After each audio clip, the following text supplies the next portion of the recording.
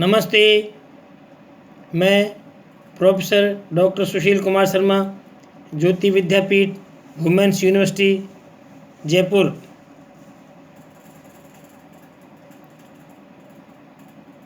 BMS second year, रसशास्त्र एवं भेषज कल्पना विषय। इस विषय में मैं आपको रत्न वर्ग के बारे में अध्ययन कराने जा रहा हूँ। रत्न वर्गों में मैंने आपको वैदूर्य, मुक्ता, माणिक्य, हीरक, गोमेद, पुष्पराग, नीलम आदि रत्नों के बारे में अध्ययन कराया। अब मैं आपको वैदूर्य रत्न के बारे में अध्ययन कराने जा रहा हूँ। ये वैदूर्य रत्न जो है, इसके बारे में अध्ययन है। वैदूर्य रत्न को कैट्स आई भी बोलते हैं, रत्न वर्ग में है। नाम संस्कृत में वैदूर्य,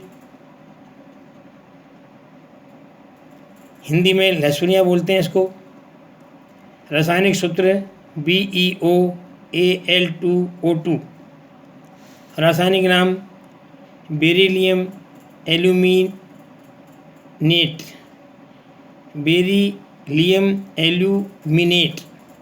रासायनिक नाम है। आपेक्षिक घनत्व 3.5 से 3.8 है। काठिन्य 8.5 है। कैट्स आई से बोलते हैं, हिंदी में लहसुनिया बोलते हैं। यह रत्न इसके पर्याय में है विदुर रत्न, वैदूर्य, केतु रत्न। ये केतु ग्रह का रत्न है, इसलिए केतु रत्न कहा गया है। विदुरज कहा गया है। विडालाक्ष कहा गया है। विडालाक्ष कहा गया है। कैट्स आई, इसका विडालाक्ष। वायज, मार्जर नेत्र कहा गया है तथा प्रावृश्य, इस प्रकार से इसके पर्याय हैं। मार्जर नेत्र वही कैट्स आई। विडालाक्ष ये उसके पर्याय हैं। इतिहास में ज्योतिष ग्रंथ में इसका विस्तृत वर्णन किया गया है। बृहद संहिता में, चरक संहिता काल में अनेक स्थानों पर इसका प्रयोग उल्लेख पाया जाता है। रस ग्रंथों में इसके शोधन, मारण और औषधीय गुण के बारे में वर्णन मिलता है।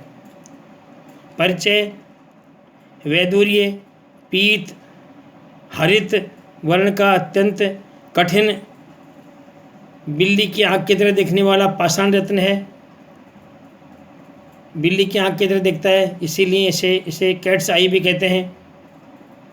बिल्ली की आँख जैसा दिखाई देने के कारण इसे कैट्स आई कहते हैं। बिल्ली की आँख में जैसे चमक और रेखाएं होती है, ठीक उसी प्रकार वैदूर्य के बीच में सफ़ेद रंग की रेखाएं होती है, इसीलिए उसको इस नाम से पुकारा जाता है।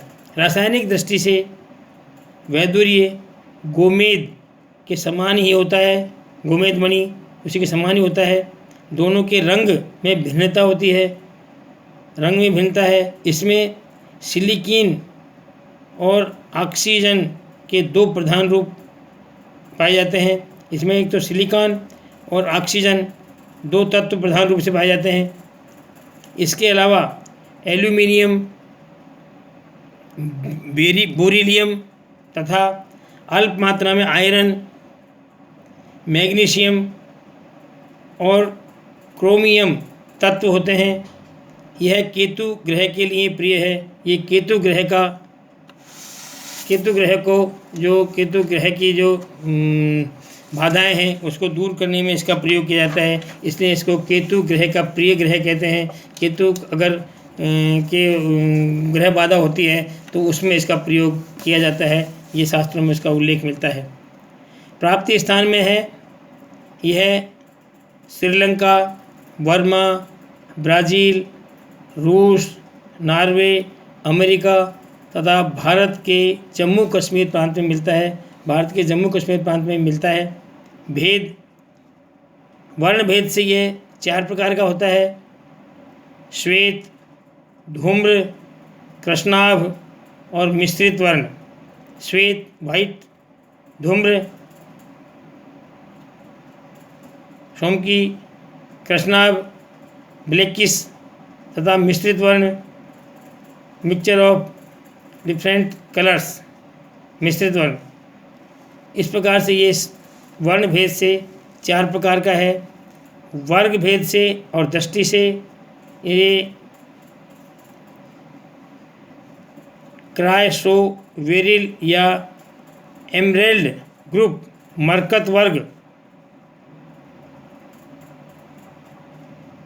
क्वार्टज ग्रुप यानी स्फटिक वर्ग, ये 2 वर्ग होते हैं वर्ग भेद से दृष्टि से। आधुनिक दृष्टिया विडालाक्स,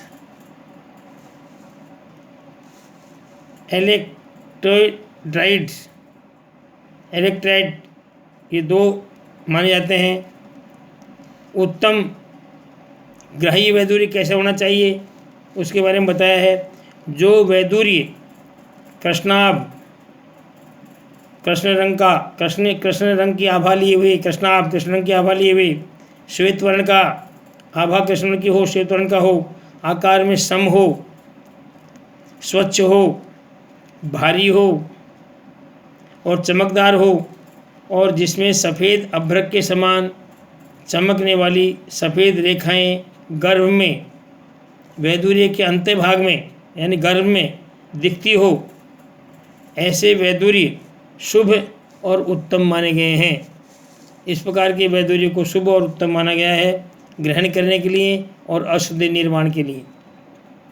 एक साथ जिसमें बाँस और पलाश के कोमल पत्र तुल्य सुंदर फलक दिखाई दे, एक साथ जिसमें बाँस और पलाश के कोमल पत्र तुल्य सुंदर फलक दिखाई दे तथा उसी के मयूर के कंठ जैसा नीलवर्ण तथा बिल्ली की आँख जैसे पिंगली छवि दिखाई दे तो रत्न विशेषज्ञ इसे उत्तम कोटि का वैदुर्य मानते हैं। उत्तम कोटि का वैदुर्य इसे ही कहा गया है, मानते हैं।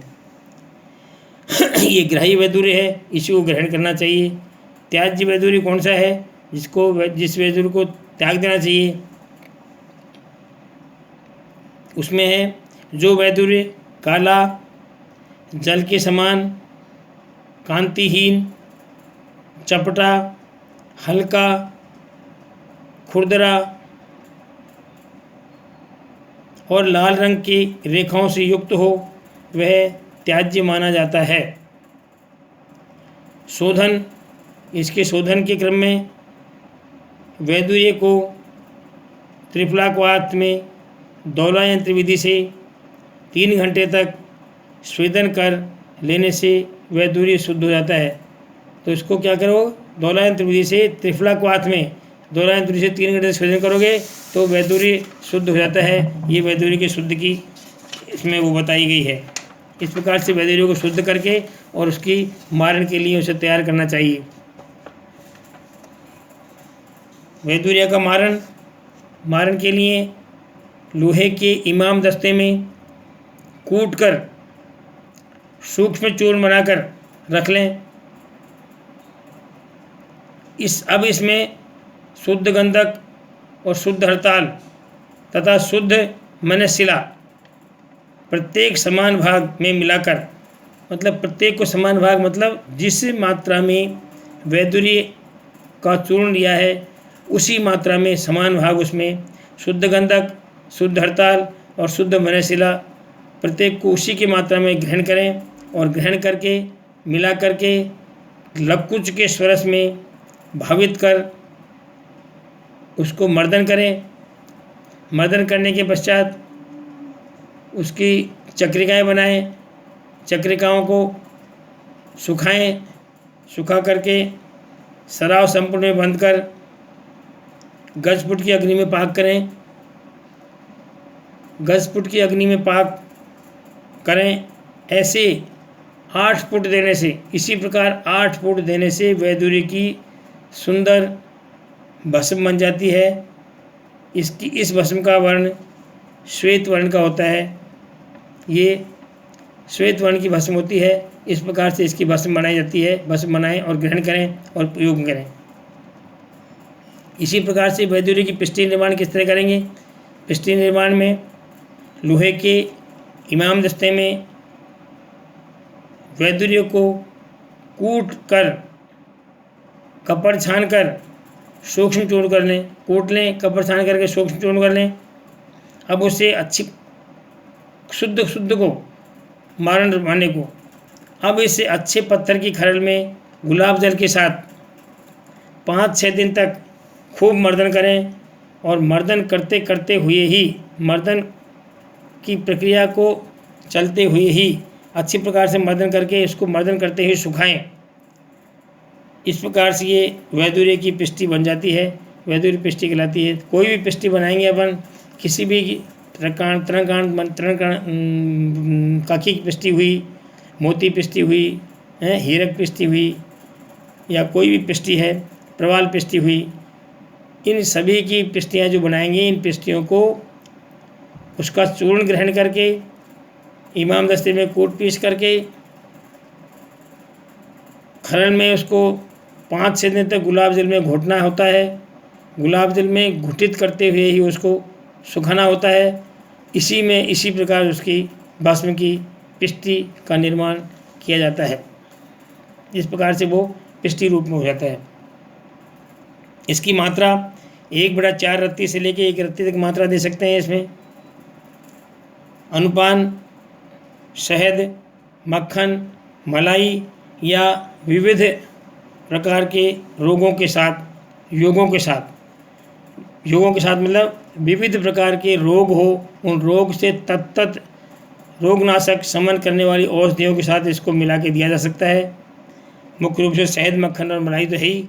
इसके अलावा जैसे मान लो काश में देना है तो शीतोपचार के साथ, कफ में देना है तो उसके साथ, श्वास में देना है तो श्वास हरनाशक योग के साथ, मतलब किसी तत्त रोगनाशक औषधियों के साथ इसका प्रयोग किया जा सकता है। करें। गुणकर्म इसके हैं, यह रस में मधुर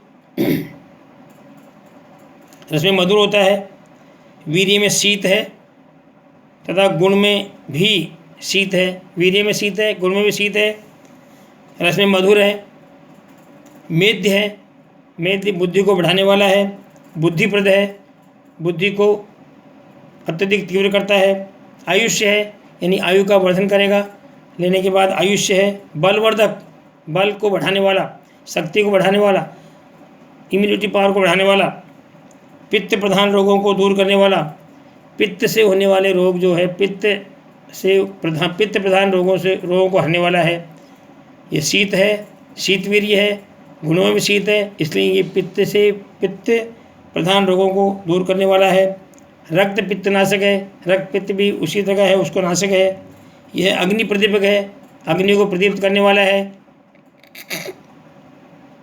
मल भेदक है, गुल्मनाशक है तथा संतति कर है, और संतति यानी संतान उत्पत्ति करने वाला है, संतान उत्पत्ति को करने में सहायक होता है। इसका ये प्रयोग है, संतान उत्पत्ति करने के लिए भी प्रयोग में लिया जाता है, ला सकते हैं, प्रयोग कर सकते हैं। इसके अतिरिक्त संपूर्ण ऐसे रोग जो अत्यधिक पित्त प्रधान रोग हो, उन सभी रोगों का ये तुरंत शमन करता है, क्योंकि शीतवीर्य और शीत गुण युक्त होता है, इसलिए ये पित्त प्रधान रोगों का शमन तत्काल करता है। प्रमुख योग में इसका चूर्णांजन है, पिंडांजन है, चूर्णांजन, पिंडांजन, इंद्रोक्त रसायन, इंद्र ने जो कहा है वह रसायन, इंद्रोक्त रसायन, नवरत्न राजमृगांक रस, नवरत्न राजमृगांक रस है, रत्न भागोत्तर रस है, आदि इसके योग हैं।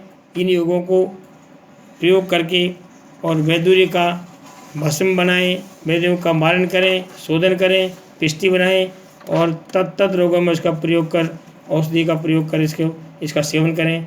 इस प्रकार से आपको मैं रत्न वर्ग के बारे में, संपूर्ण रत्न वर्गों के बारे में बता चुका हूँ। वैदुर्य के साथ इसके साथ ही संपूर्ण रत्न वर्ग आपको संपूर्ण पूरा हो जाता है। इस प्रकार से आपको ये जो वैदुर्य के साथ रत्न वर्ग पूरा हुआ, संपूर्ण रत्न वर्ग आपको पढ़ा दिया गया है। अब इसको याद करें। अब नेक्स्ट चैप्टर में मैं आपको सारे रत्न वर्गों के बारे में थोड़ा रिवीजन कराऊंगा, उसको ध्यान रखें। नमस्कार, धन्यवाद।